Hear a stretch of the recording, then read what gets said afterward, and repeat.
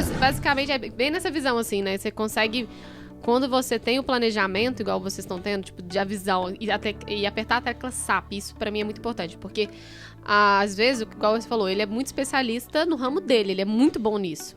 E aí, se ele fosse falar ele diretamente pra captar, ele não ia falar o que a galera quer ouvir, talvez, e talvez não iria levar... Talvez não saberia nem bater nas portas que precisaria. Uhum. Então, o fato do meu histórico, do meu sócio, do nosso time, é justamente de ter esses acessos, de conhecer as pessoas. Então, assim, só para dar uma noção, hoje, no Brasil, são 1.700 instituições financeiras com mais de 200 bilhões de reais de patrimônio de fundos de crédito para ser investidos só em pessoa jurídica, em empresas. E aí, o que a gente normalmente provoca é, cara, quantas dessas 1.700 instituições te conhecem? Com quantas tu fala?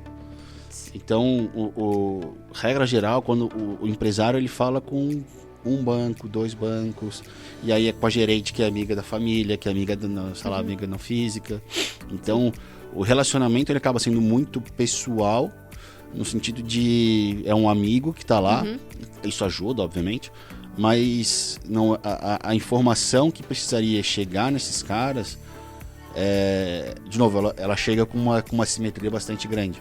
Então, o fato de a gente conseguir transformar o projeto desse cara, que de fato ele já está realizando, em um modelo de informação e padronização que o investidor precisa e pede, esse é um pouco do nosso trabalho. Então, e achar também, obviamente, os bolsos certos para bater. E eu acho que entra um ponto muito importante, que vocês são facilitadores, né? Eu tô pensando aqui bem, eu tô tentando fazer analogias com o que vocês são, né? Porque isso facilita muito a compreensão. Eu falo isso porque o meu papel hoje é ser uma facility. Quando eu falo de processo nada mais nada menos do que desenhar e colorir algo óbvio. E às vezes, quando a pessoa tá muito envolvida no próprio negócio, ela não consegue enxergar as oportunidades, né? Então, como que você enxerga também que esse trabalho, né, ele tem um propósito maior? E aí, eu sempre gosto que às vezes a gente fala muito do que a gente faz, e a gente às vezes não fala do porquê que a gente faz. E aí, eu ouvindo você falar, eu vejo um brilho no seu olho, não sobre a captação, mas sobre o quanto isso pode impactar.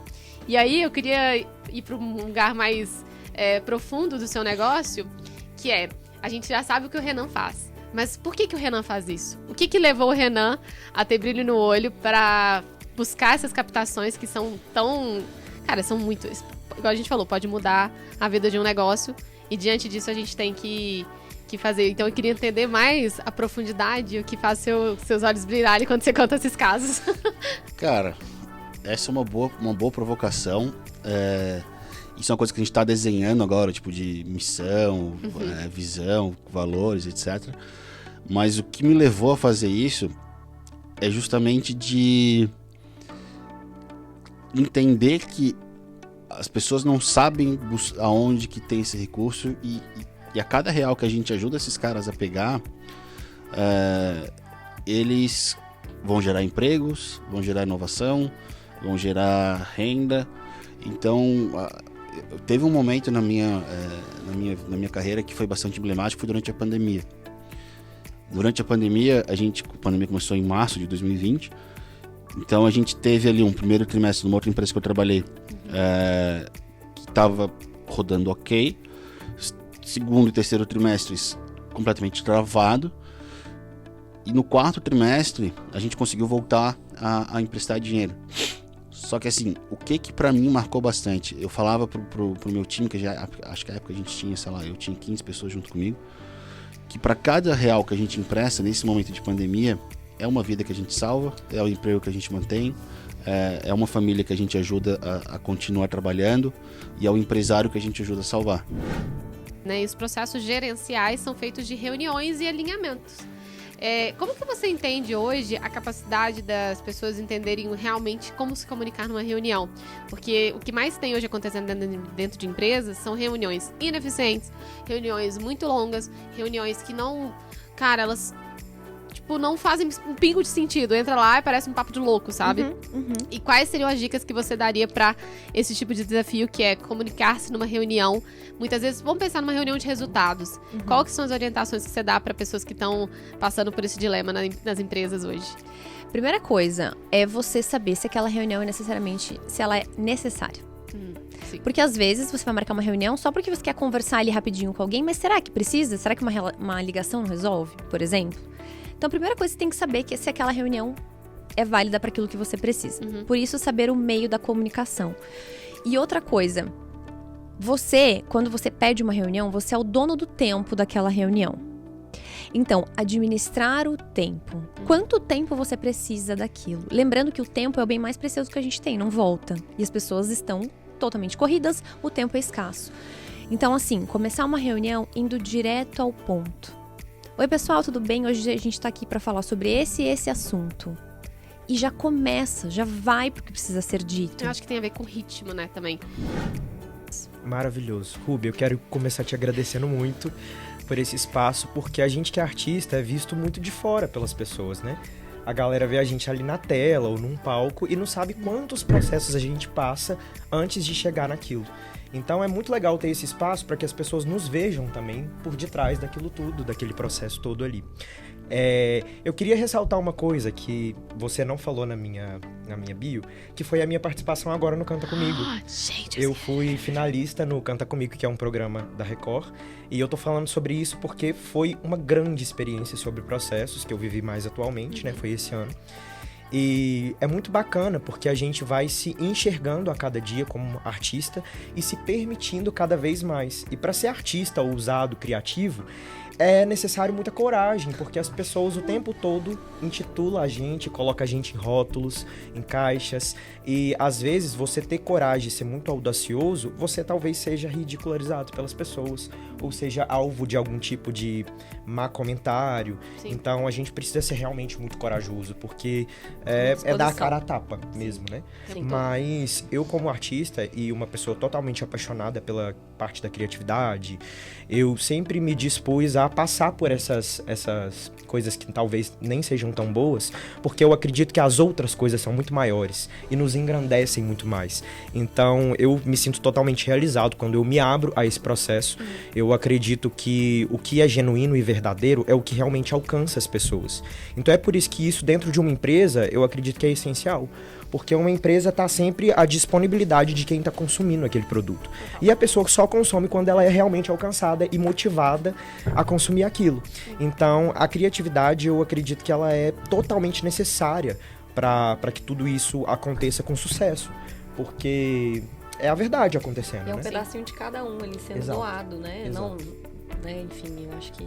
E é muito louco, porque eu acredito que esse processo criativo tem muito a ver também com autoconhecimento, porque quando a gente se conhece, aí sim a gente consegue ir colocando a nossa cara nas coisas. Pra poder... Exatamente. E aí surge a coragem também, né? Porque quando você tá seguro de si, você se joga. Sim. Independente das pessoas te julgarem bem ou não, você tá seguro de que você tá sendo verdadeiro consigo mesmo. É muito legal você falar isso. Um podcast que eu gravei anteriormente com a Mafê, a gente tá falando sobre comunicação, né? E comunicação eficiente é uma comunicação que você se comunica quando você está num ambiente de segurança. E muitas vezes as empresas, elas têm muita dificuldade de criar esses ambientes porque existem muitos padrões a serem seguidos. E quando eu tenho padrão... E olha, eu de processo, né? Muitos clientes falam que eu falo de processo fora da caixa. E é exatamente isso, porque quando a gente fala de padronização de comunicação ou padronização de processos, não é sobre blindar ou criar uma burocracia ou uma coisa travada, não.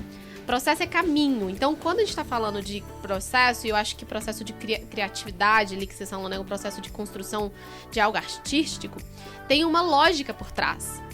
Às vezes as pessoas acham que, quando a gente fala de arte, quando a gente fala de criatividade, não tem processo. Sim, tem processo. Gente, tudo na vida tem processo. Coloque isso na cabeça. Não é porque você tem uma empresa que ela é criativa que você não vai trazer processo. E ele falou, cara, por que as pessoas ficam emocionadas em ver ela falar e tudo? E ele veio conversar com a gente, questionando, falando assim... Por que as empresas lideradas por mulher têm esse negócio e a gente vê que isso gera um resultado, um crescimento diferente? E aí eu queria falar um pouco sobre liderança feminina e o poder dessa liderança, para que a gente mostre e explique um pouquinho sobre isso, porque a gente tem percebido que vocês duas são duas empresárias de sucesso e líderes que estão, né, brilhando realmente nos seus papéis. E qual que é o segredo da liderança? E é óbvio que tem um pouquinho do feminino ali para trazer um doce. Então eu queria, né, que falasse um pouquinho sobre isso, Tati. Primeiro, o que é a liderança para você e como que isso é vivenciado na sua vida? O que te move como líder também, né? Eu acho que você já nasce líder. Você já vê isso, a característica na criança, desde a infância, né? Desde criança eu queria ser a professora da turma, sabe? Essas coisas assim. Legal. E hoje a liderança para mim, ela é você conseguir o respeito das pessoas que estão ao seu redor. Não é aquele papel de chefe, é diferente o chefe do líder, né? Uhum. E a liderança feminina, eu acho que a nossa característica é que a gente consegue ter empatia pelo outro e consegue enxergar além. E você consegue ver várias caixinhas. Sim. É difícil você falar que tem que dividir o trabalho da família ou do problema pessoal. Não tem como, você leva isso para dentro da empresa. Eu acho que a mulher, ela consegue administrar isso muito bem, enxergar isso na sua equipe de uma forma diferenciada, sabe? Eu acho que o que a Sofia trouxe ontem pra gente, da palestra dela também, é que ela sempre levou isso na carreira dela, é muito humana, muito humilde, se coloca no lugar do outro.